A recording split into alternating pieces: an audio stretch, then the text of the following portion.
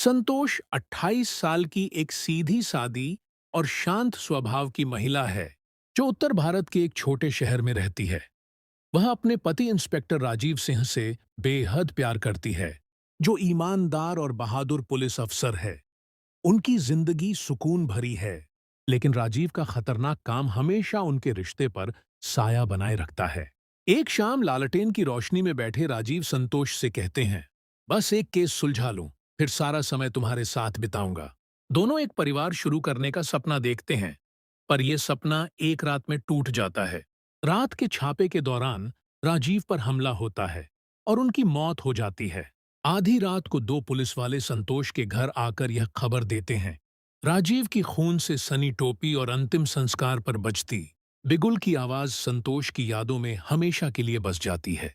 पूरा शहर राजीव को हीरो मानकर रोता है, लेकिन संतोष अंदर से खाली हो जाती है। लोग फुसफुसाते हैं, अब इसका क्या होगा? सरकार उसे मुआवजे के तौर पर सब इंस्पेक्टर की नौकरी देती है। पहले वह मना कर देती है, मैं सिर्फ घर संभाल सकती हूं, थाना नहीं। लेकिन पैसों की मजबूरी और राजीव की शहादत को सम्मान देने की इच्छा उसे यह नौकरी स्वीकार करने पर मजबूर कर देती है। पुलिस ट्रेनिंग अकादमी में संतोष का मजाक उड़ाया जाता है।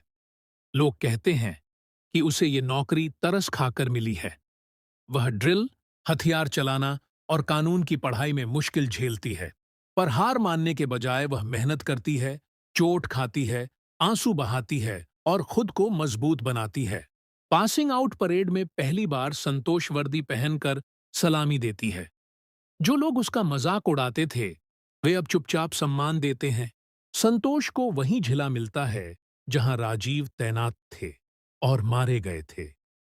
थाने में कदम रखते ही यादें ताजा हो जाती हैं, लेकिन अब उसका इरादा अडिग है।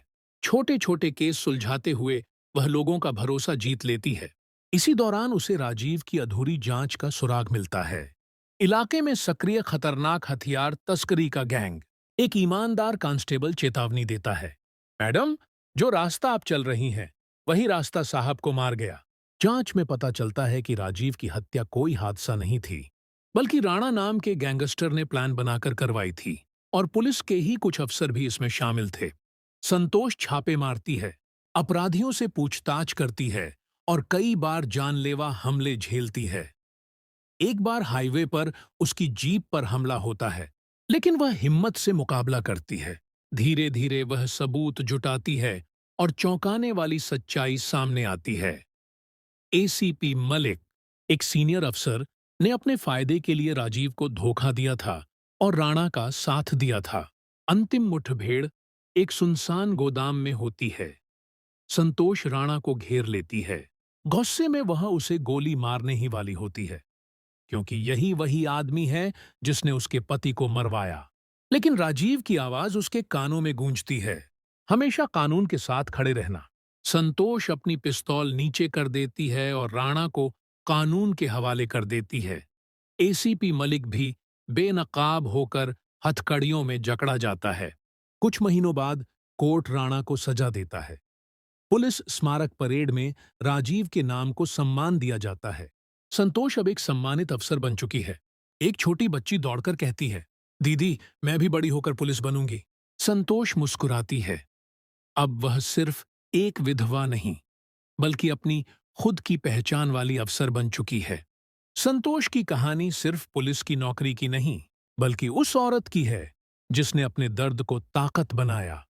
अगर आपको ये कहानी पसंद आई हो, तो सिनेमा डिकोड को सब्सक्राइब कीजिए, जहां हर फिल्म की कहानी मिलती है असली जज्बात के साथ।